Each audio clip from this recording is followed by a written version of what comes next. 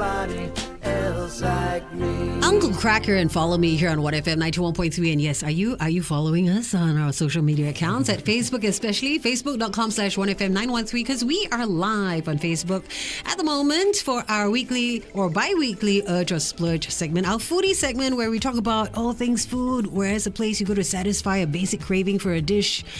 Or where do you spend a little bit more because it's worth the money for the ambience, for the flavors, for the food?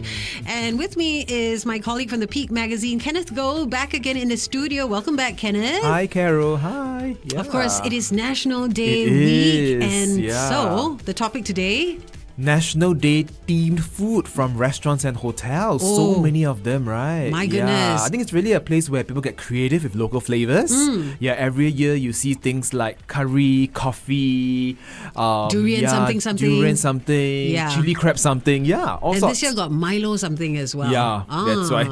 I love it. I love this time of year when they get creative. Oh, yes. Because it's such a wonderful way to showcase some authentic local flavors. Yeah. And it's fun. Why not? Yeah, and what else better through food, right? Yeah, because you can sort of share it, Instagram it, talk about it. Yeah. Okay, so what have you found in the lead up to National Day that's quite exciting? Well, something that really excited me is something from PS Cafe. So they have came up with not one, not two, but 4 dishes for National Day. Wow. And you can savor it all the way at the outlets until October. I believe it's until October this year. So they have things like a sambal Scotch egg. So you know Scotch egg is a pretty much UK classic, right? Yes. It's soft-boiled egg wrapped in sausage meat. But over here they have sambal. So it's a soft-boiled egg that's wrapped in that's surrounded with sambal, coconut spice chicken. Then you deep fried it in coconut panko crumbs. Yeah. And they serve it with coconut chutney, ikan bilis, and cashew nuts. That sounds amazing. So it's like you bite into like egg, sambal, chicken, all in a bite. It's like with a all nasi the crispy. lemak flavored egg or something. It is like it's like a nasi lemak in a ball. Yeah, that's being fried. So that's pretty interesting. Yeah. Idea. You know how we have chicken rice ball? Can we have a nasi lemak ball? Oh, Wouldn't yeah, that be right. handy at like a Yeah. parade? That's A true. nasi lemak in a ball form. Another thing to add to our snacks. Party in your mouth. Oh my gosh. Yeah, I feel coconut rice balls. I feel like we come up with the best ideas on and this then you show. dust and your topping is a ikan bilis sprinkling. Sprinkles of ikan bilis and you top with chili. Oh my word. There you go. Yeah, you can eat it on the go. Nasi lemak balls. Yes. And then you can pick with otak or you want chicken inside. Yeah. Oh, okay. So apart that's from one this of Scotch that. egg, okay. And of course, PS Cafe is also known for its sticky date pudding. But yes. for National Day, it's champedak pudding. Ooh. Yeah, to the mix. So it's champedak sponge with coconut that's glazed in coconut chocolate and scooped with vanilla ice cream. Oh, so wow. they have sweetness, creaminess, and nuttiness all Sounds in the bite. like it has to be served hot, the champedak pudding. I believe so, like the sticky date pudding, and you Yeah. have that hot and cold contrast between it. Yeah, so I think it's something that the cafe is it's known for. It's a homegrown brand, so it's Yeah. great to see them doing like local flavors. Okay, very yummy Yeah. indeed. So is that our urge? So that's my pick for Urge. So Yes. these 2 dishes from PS Cafe. All right, come join us. We are live on Facebook. We will be back with Kenneth's Splurge suggestions, okay, for National Day.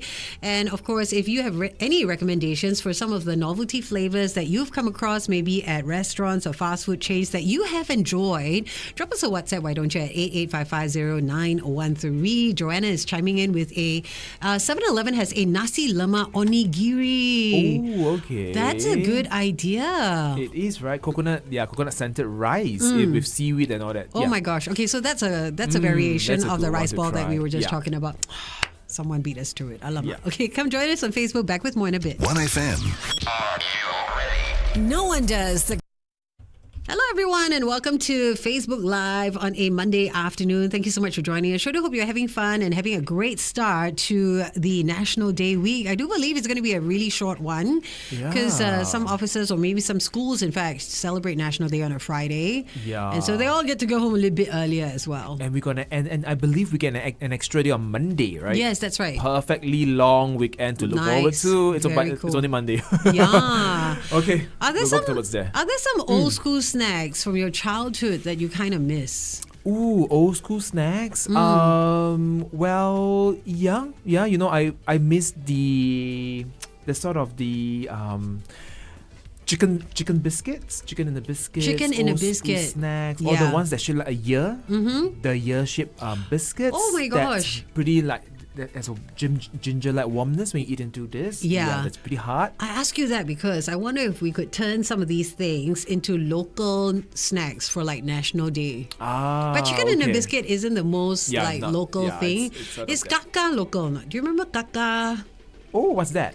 Kaka was like this corn flavored snack. It was kind of like light and fluffy, so it wasn't too crunchy. It would kind of be like if you put it in your mouth long enough, right? It would just kind of melt in your mouth. But but if you ate it straight away, there would be a bit of a crunch. Yeah. Is it like a cracker or sort of a it's like a little. It's kind of like if you think about it, like Twisties in a way, but softer, way softer. Okay. Yeah, it was like a corn puff kind of thing. Oh, it's like corn puff. Yeah. So they had like a chicken flavor, they had a chocolate flavor, and I just loved like. Because when you bit into it, it just melts. It just when you suck on it, it just has a bit of a chewier texture as well. Yeah, it was one of the unique snacks which I don't see anymore, which is kind of sad. So, what would be your dream local flavor for that? Oh, a dream local flavor for that snack. For that particular snack, wow, maybe Milo. Okay. Instead of a chocolate, maybe a Milo flavor because that's such a local thing, right? Yeah. Yeah, which other old school snacks? Oh, wow. White Rabbit. Oh, yeah, the candy. Were you a fan of that? Oh, yeah. So apparently there's a White Rabbit gin. Oh. Yeah, I haven't tried it, but it sounds amazing. Okay. Yeah. Apparently a lot of people have tried it. It says it does smell like White Rabbit from the get-go, but after you drink it, people had different kind of reactions to it. Some said there's a bit of a pandan flavor. Some said there was a bit of like a vanilla flavor. Okay. Yeah, so I thought that was very interesting. Yeah. And White Rabbit has even come up with ice cream before, which my husband loves. Yes. Yeah, I believe that there is a store in Chinatown, it's a White Rabbit themed store. So so White Rabbit merchandise, White Rabbit sweets, everything is there. Very nice. So you can check that out too. Yeah. Okay. There's also Laughing Cow. Remember the Laughing Cow cheese? Oh, those cheeses in the wedges? Yeah. Oh, yeah. So over at Lavash, and they're so well known for their steaks, they had like a Laughing Cow cheesecake, in fact, till the end of August, if I'm not wrong, or was it July? Oh dear, but it was so good. I'm not a cheesecake fan, but when I tried this, I saw it, I was like, Laughing Cow, that just immediately takes you back to your childhood. And it works. To me, it works, the combination, because the cheese is light and fluffy. Yeah. There's also a strawberry compote that comes with it, which I preferred it separate actually. But nice. It's a beautiful mix and blend of flavors in your mouth. And it's served in a box, isn't it? It's not. It's just served in a slice, like a regular cheesecake slice. So if you ever get the opportunity to try it, I highly recommend the Laughing Cow cheesecake. Because I have memories of peeling off the foil of the Laughing Cow cheese and you just savoring it. Yeah, I think all of us, it's one of our early exposures to cheeses, right? Correct. Laughing Cow. Yeah. That's all how we got started. Before the Gouda and Parmigiano came in, Laughing Cow first, right? Oh my gosh, yeah. As a kid, it's like such a treat to have it. Just go is. into the fridge, it's so and easy. Just eat it on its own, Yeah. I remember that now. Yeah, that set up some childhood memories. How did you used to eat it though? Oh, I would just directly in my mouth. I would just eat it as a snack. Okay, because some people spread it on toast. Yeah. So I've never really been quite experimental with the way I've eaten laughing cheese. Yeah. Okay. Have you tried any of the novelty snacks from say the rendang burger at McDonald's? I did. What was your review? Love it. Which one? I did the Old Chunky collaboration with McDonald's. The one with the curry chicken burger. Okay. Curry potato. Sorry, curry potato burger. Yeah. Yeah. So the filling is exactly what you get from a Old Chunky curry puff, and it's not too dry too. Okay. So because it's the curry filling is quite moist. Yeah. So it's a good bite and really scrummy. So I was really pleasantly surprised by this collaboration because sometimes it works, sometimes it doesn't. But this really worked for me. Okay, so you're a big fan. Oh my goodness. Big fan of it. Yeah. All right. And it's such Old Chunky curry puffs. All Singaporeans can relate to that, right? True. All right, we're just jumping back live on air. Come join us there. Sounds like Wilson Phillips and Hold On here on 1FM 91.3. And yes, if you need a bit of a break, hold on. The long weekend is coming. This weekend, in fact, 4:21 on a Monday afternoon. It's Carol with you. And in for our Urge or Splurge bi-weekly foodie segment is Kenneth Goh from the Peak Magazine. Welcome back, Kenneth. Hello. All right, so earlier on, we were telling us about a basic Urge snack. Yeah. What was it again? It was over at PS Cafe. PS Cafe, they have the sambal scotch eggs as well as the champer duck pudding, some of their National Day specials that they have. Okay.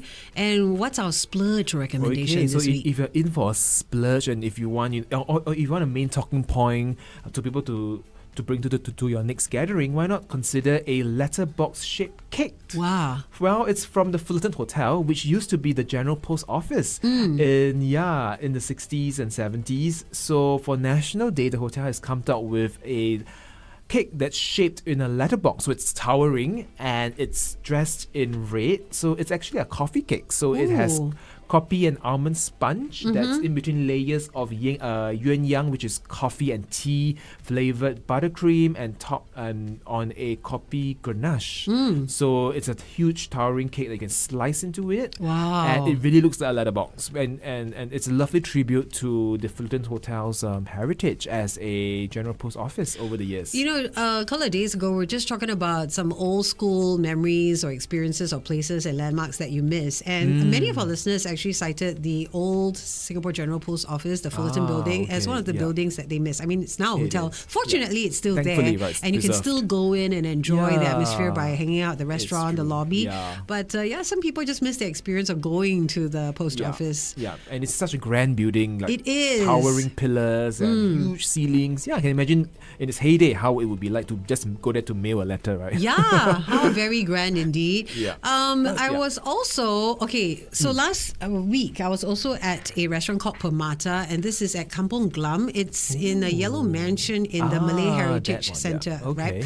And if you want all the local flavors, this is the place to go, because they've currently for National Day lowered their prices to $44 plus for two people. So it's a one for one. Okay. And I was just blown away with the variety. There's over 50 varieties of all the local flavors. So you got your chicken rice, fried carrot cake, the black one. They've got chili crab with mantou. They've also got the tulang, the tulang merah. the bone marrow. Oh my To word. slurp on. Oh, that's very sinful. Yeah. It was so amazing. Yeah, they've got rojak, gado-gado. They've got Okay. roti jala. Ah. They've got roti john. It's a local cuisine, or they serve local cuisine usually. Yeah, only local cuisine, Okay. sambal petai and all that. okay. Rendang, the rendang was amazing. Ah. Yeah, it was a beef rendang, beautiful, and I had it with the roti jala. So if you want to, celebrate National Day, you want to go out and enjoy our most iconic flavors, Why I not? do Yeah. recommend Permata. Yeah. And over at Peppermint at Park Royal Marina, they've also got a gorgeous buffet that comes with durian. Oh. Yeah, so buffet and then durian buffet. In addition to that, you can go and just Yeah. go crazy eating all the Mao Shang Wang, the Hong Xia, and all Yes, that. and they grill the durian, right? They Is it the do. one? Yeah, that's the one. How's it like, the grilled durian? You know what? It was That's my first time trying grilled durian. A lot of Yes, people so love it, novel. but I do feel it's an acquired taste. Like for me, it made okay. the durian a little bit drier, so I was not exactly a convert. I Okay. kind of prefer the original durian. Have you tried it before? I've not, but I've heard about it, and being a durian fan, I would love to try it. Yeah, Okay. just go down and see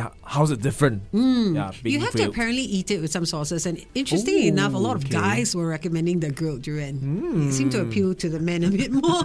Maybe they do love their grill. Yeah, Yeah. more than meat. Yeah. We were also talking about some of the local novelty burgers at McDonald's. You're highly recommending the curry potato. The curry potato one from McDonald's. I think that was a good combination that really hit the mark.